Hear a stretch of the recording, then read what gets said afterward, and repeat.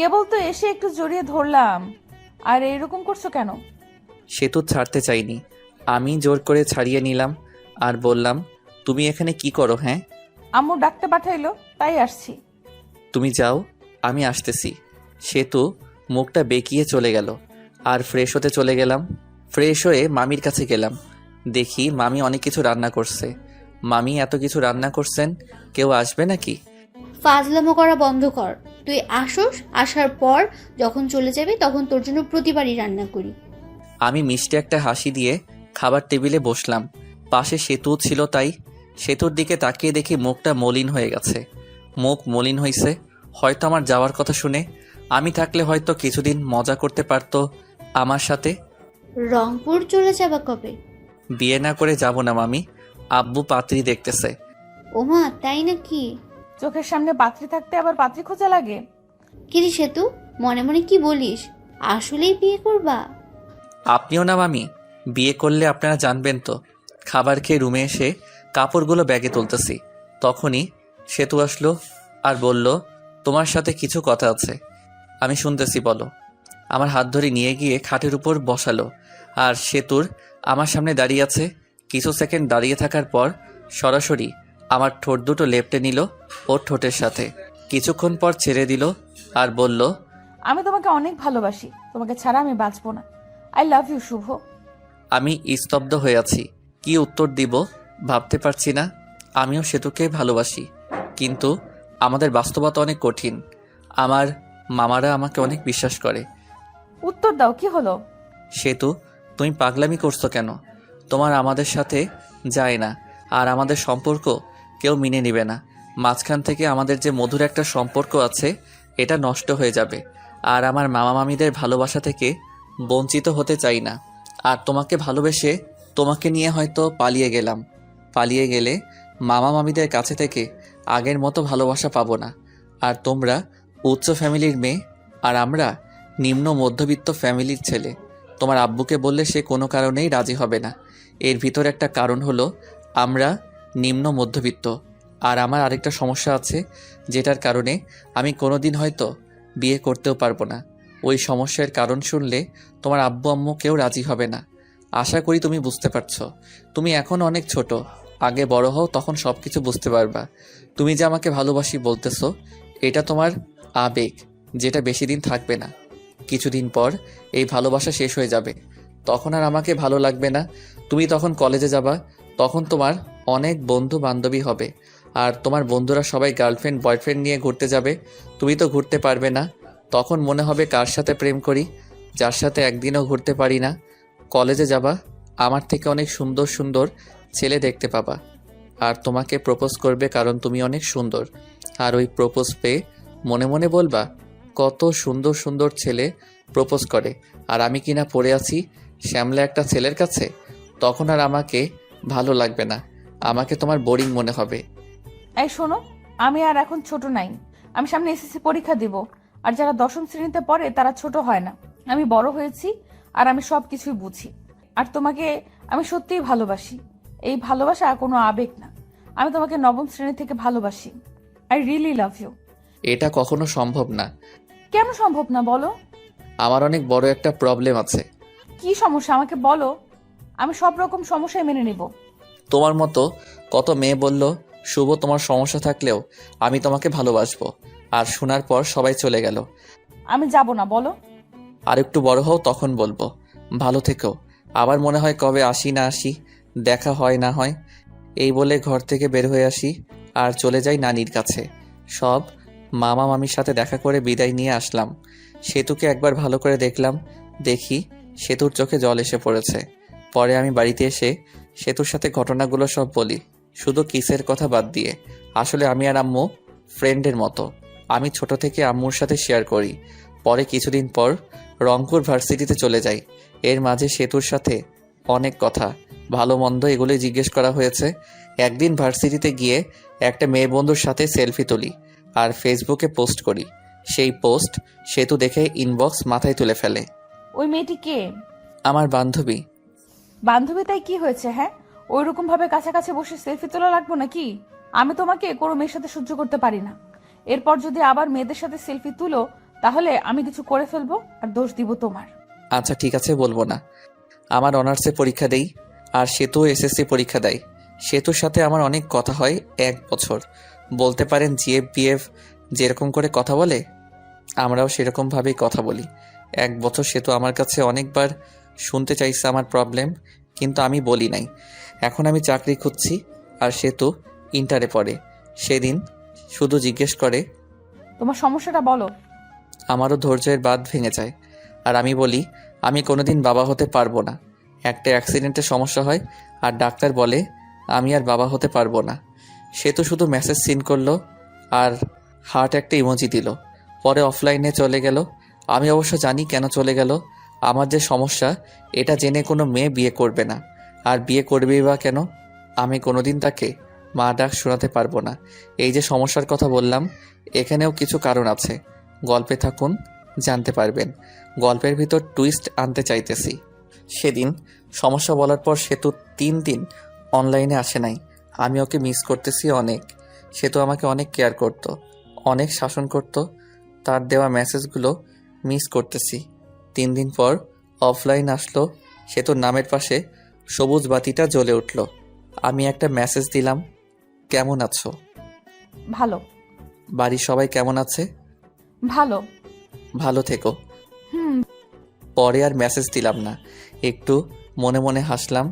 হায় রে আবেগ, আগে কত কথা বলতো, এখন আর কথাই বলে না। মেসেজ তো দেয়ই না, আবার বলছে তোমাকে অনেক ভালোবাসি। সেতুর ভালোবাসা ছিল আবেগ, আর এই ভালোবাসার সমস্যার কথা শুনে জানালা দিয়ে পালালো। আর বলতো সমস্যা আছে তাই কি, অমনি ভালোবাসবো। আপনারা ভাবছেন হয়তো আমি কষ্ট পাচ্ছি না। আসলেই আমার কষ্ট হচ্ছে না।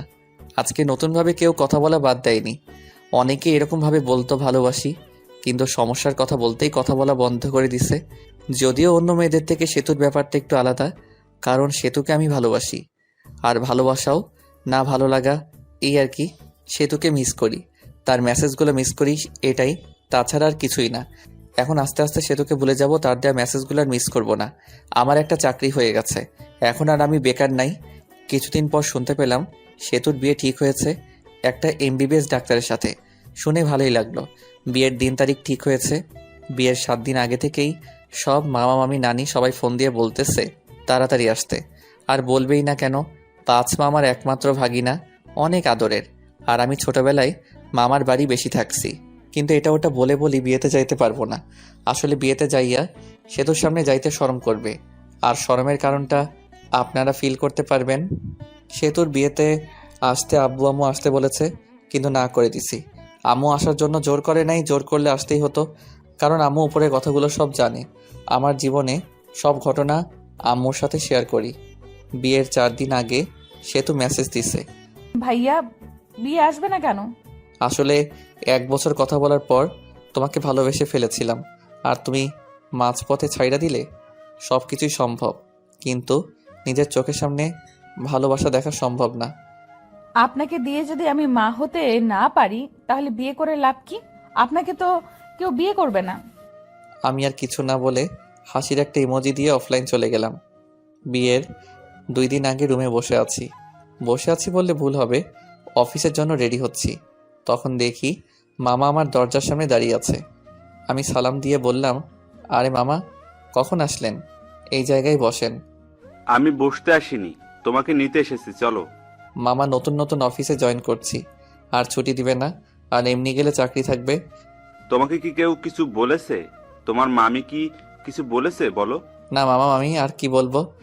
তাহলে চলো, তোমার অফিসে যাব, আমি ছুটি নিয়ে নিব। পরে বাধ্য ছেলের মতো মামাকে নিয়ে গেলাম অফিসের সামনে। গিয়ে মামা কাকে যেন ফোন করলো। পরে অবশ্য বুঝতে বাকি থাকলো না যে তার বন্ধুকে ফোন দিছিল। কি রে, কি অবস্থা? ওই পাশের লোকটির কথা শুনতে পারলাম না। আমি তোর অফিসের সামনে দাঁড়িয়ে আছি। লোকটি কি বলল শুনতে পেলাম না। কিছুক্ষণ পর দেখি আমাদের অফিসের বস বের হয়ে আসলো। আশা দেখে সালাম দিলাম। ওয়ালাইকুম আসসালাম। শুভ আমার ভাগিনা, ওর ছুটি লাগবে। আরে শুভ তোর ভাগিনা হয়? আগে বলবি তো, বললে আগেই ছুটি দিয়ে দিতাম। শুভ ছুটি চাইছিল কিন্তু দেই নাই, আরো বকা দিছি। এখন তো জানলি, ছুটি দিবি নাকি চলে যাব আমি? আরে তুই আইসে ছুটি না দিয়ে পারি বল? চল কিছু খাই। চল। পরে একটা রেস্টুরেন্টে গেলাম, গিয়ে খাইতে বসলাম। তা শুভ কি কাজ কিছু পারে না পারেই না? পারে, কিন্তু নতুন তো, তাই মাঝে মাঝে সমস্যা হয়। কিন্তু পারফরমেন্স ভালো, আগাতে পারবে। হঠাৎ করে আসলি, ফোন দিয়ে আসতি, তোর ভাবি শুনলে খুশি হতো। সময় নাই রে, এখানে দুইটা কাজের জন্য এসেছি। এক হলো তোর সাথে দেখা করতে, আর ভাগিনাকে নিতে। মামা একটা কার্ড বের করে দিল আর বলল, বিয়ের দিন চলে যাইস, আমার মেয়ের বিয়ে, আর কোনো কিন্তু চলবে না বলে দিলাম। ঠিক আছে, চলে যাব। তাহলে আজকে উঠি রে, বাড়িতে অনেক কাজ, বুঝতেই তো পারছস। আচ্ছা, যা। পরে আমরা চলে আসলাম, এসে সরাসরি নানির বাড়ি। নানির বাড়ি অনেক মানুষ, সবাই আমাকে দেখে কাছে আসলো, সবাই কথা বলল। কিছুক্ষণ পর আমার ছোট কিউট বোনটা আসলো আর বলল, আমার জন্য কি নিয়ে আইসো?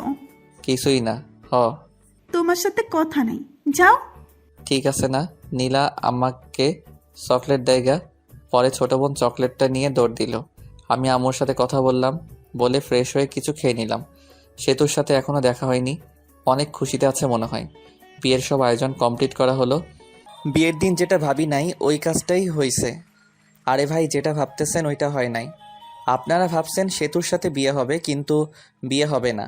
আসলে আমি মেয়েদের উপর কোনোদিন ক্রাশ খাই নাই, বলতে পারেন কাউকে প্রথম দেখায় ভালোবেসে ফেলিনি। কিন্তু সেতুর বিয়েতে একটা মেয়েকে দেখি, যাকে দেখে বুড়াই ফিদা হয়ে যায়। ভালোবেসে ফেলেছি, কিন্তু মেয়েটিকে চিনি না।